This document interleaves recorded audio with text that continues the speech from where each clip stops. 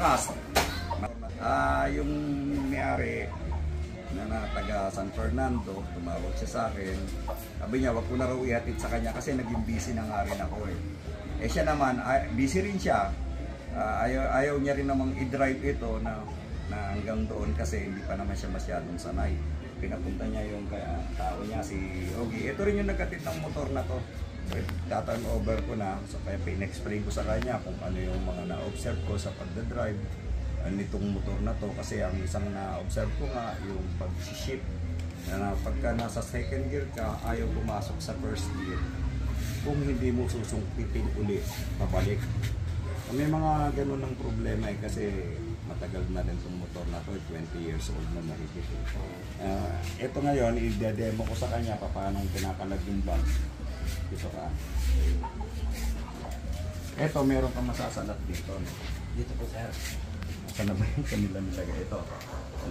Eh ba? Yan. Maliit na yan. Iikot mo yan. Pag ikot mo, bubunutin mo to tapos iangat mo to. Pag ibabalik mo, dapat naka-flat ganun yun. Baba mo rito, tapos tusok mo yung doon, tapos ikot mo ulit para mag-lock. Okay? Ayan. At least hindi yan nakatali lang yan dyan kasi yung iba tinatali lang. So nilagyan natin yan ng bracket. Ang ganyan mo yan, maganda pa rin ang itsura nun. Yan lang ang pwede nating ilagay na bag. Pag sa kabila, hindi ka makakapaglagay ng bag. Masusunod sa video. Isa pang na-observe ko, mula nung dinichrome natin, ginawang black, na-observe ko, nabawasan ng init. Hindi na siya mainit eh. Ang sabi ng mekaniko, ganun daw eh, pagka black, parang nababawasan init. Parang nakumbinsi ako kasi pagka chrome, yung chrome kasi, di ba sinagal lang ng araw eh, nag-iinit agad yon. So pagka black ang pintura, hindi agad eh. Siguro ganun yun. Basta na-observe ko, nung ni-road test ko siya, malayo-layo rin na takbo ko, hindi ako nakaramdam ng init. Kahit na nung medyo na traffic ako, wala akong nararamdaman. Dati dito, init dito talaga eh. Ito po, sir, para dito. Ito lang ito. Pag change oil? Change oil, dyan ka magsasalin. Si Rodel na magme-maintain ito. O ngayon, palit lahat yung ano natin, lahat yan, okay na yan. So, gamitin niya lang. Pag naka 5,000 kilometers na, okay, tawagan niya lang ako, or si Rodel. Kahit ako, tatawagan ko si Rodel, papupuntahin ko sa inyo, siya mag-change oil. Yan naman, sa Harley niya, pa-change oil, mahal na lang. Yun po. Ito, sanay ka na naman siguro sa ganitong manibela. Ang style nito kasi, dahil yung port niya hindi na original eh. So, siyempre, hindi na ganun ang handling yan. Tapos ang gulong niyan malapad na. Pero nung din-drive mo rito, mas mahirap yun kasi dati gumaganon yung gulong eh. Pero ngayon, mas komportable ka na. Manibago ka sa manibela. So, pag nililiko mo, i-apply mo yung push, counter lean. Tapos tumba ka ng konti para hindi ka gumewang. Kasi pag dati style pa rin, no, na iniliko mo siyang ganon, baka magulat ka, gumewang ka. Iba na ngayon ang handling niya, na. Kaya, sinasabi ko baka hindi mo pa alam yung advanced driving technique. Yun yun. Di ba, pagka lumiliko ka, kung isipin mo, pag liliko ka ng pag-ganon, kakabigin mo rito, tutulak mo rito, pakaliwa. Hindi, baligtad yung push, tapos counter. Lean. Ganun ang kasi mararamdaman mo yung handlebar mo, pinupush kang pa kanan, tutumba ka sa kanan mo. Okay? So, ganun ang technique. Tapos ang liko niyan, maliit. Maliit. Dahil nung pinalitan na itong ulo, hindi na siya katulad nung dati. Maliit na liko niya, kaya magtataka ka niya, pag yuyutan ka, laki ng radius mo. Parang buwelo. Okay? So, basta kung so far, nung road test ko, wala nang problema. 1 clip na siya. Patayin mo, buksan mo, 1 clip na lahat. Okay? Hindi na rin siya namamatay, naayos na lahat yung problema niya. Wala na rin leak. Wala nang tagas ang leak ang gasolina. Wala nang leak ang langis. Tingnan natin kung 1 clip na. Ayan, katulad yan, naka-on. Tignan mo muna, push mo kasi nagma-malfunction na yung indicator ng gear. Oo, kagabi kasi naka-neutral yan, nakasulat neutral, naka-stand ako, in-start ko, umusad. Eh, system pa yung preno, hindi pa masyadong perfect. Pag preno kong ganon, ini-expect ko, dito pa lang, preno na, eh kailangan di mo maigi. So, delay. Umusad pa ako ng mga ganyan, doon sa ini-expect kong stop ko, umusad pa ng ganyan, buti malayo ako doon sa nakapark ko yung sasakyan. Akin yung sasakyan na babanggain ko. After na lang sir eh. Pinasnahod ko yun. Ay ginakontay sabi ko. Ngayon malakas na. Ayan. Yung clutch, talaga matigas ang clutch ng RD. Okay?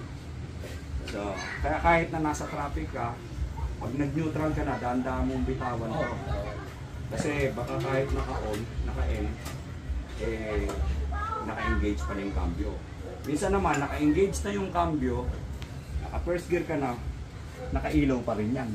Minsan naman, hindi ka, o naka-engage ka, o hindi ka, naka-neutral ka, walang ilaw. So ang akala mo, naka-engage pero neutral pala. Sa madaling sabi, ignore mo na lang yan. Oo. Bakit, diba?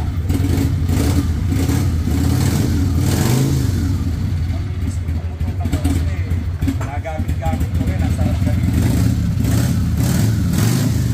Sabi naman sa akin Ninong, pag gusto mo, hiramin mo. Eh layo eh. Pupunta pa ako doon para pati yung minor niya maganda tayo. May rides kayo na Pampanga sir. Hindi, nag-usap na kami ni Ninong, papasyalan ko siya doon. Ikot-ikot Kayo. kami doon. Sa fiesta nga daw eh. Pesa. Eh baka bago pa mag-fiesta, pasyalan. Last week nang interview sa amin. Pesa. Oo nga daw. Nakakita na lang minor. Ganda ng minor, di ba? Hindi kagaya ng una. Parang mamamatay na parang ewan eh, di ba? Parang umuubo. Yun.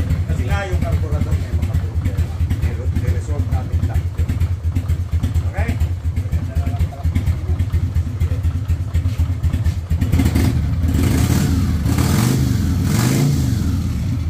Papahinga ka muna o lalakad ka na? Lakad na ako sir. Sige.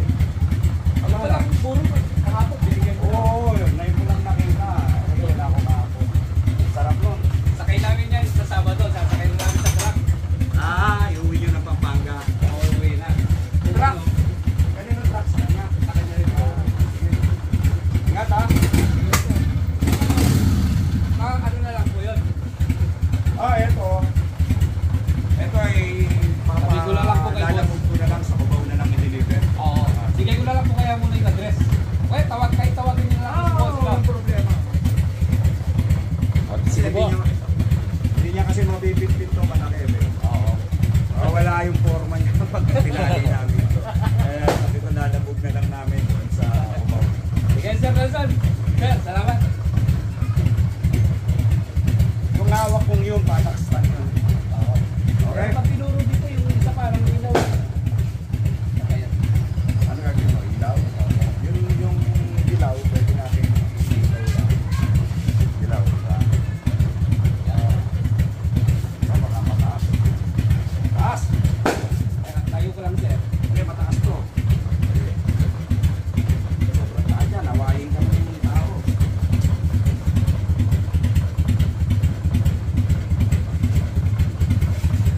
Yan, nababa na. Eto nga eh, nakaset, baliktad pala. Kagabi may nagagalit yung kasalubong mo, baliktad pala set, napaangan. Inaayos na kanina. Signal mo nga, signal mo. Ito, signal. Kanan. Big. Pakita mo to. Ang liit-liit ng signal light niya. Yan. Tapos pinutulog sa kaliwa. Yan. Pag pindutin mo ng sabay, ano mangyayari? Yan. Yan, oh. Wala. Isa lang yan. Left, right. Hindi mo na i-off yan. Pag lugo ko sa mamamatay yan. Ayos na, yung stand mo ha. Sige sir. Okay. Yan.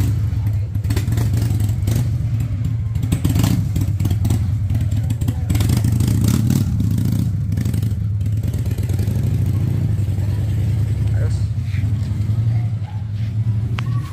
Okay. Namimiss ko yung motor.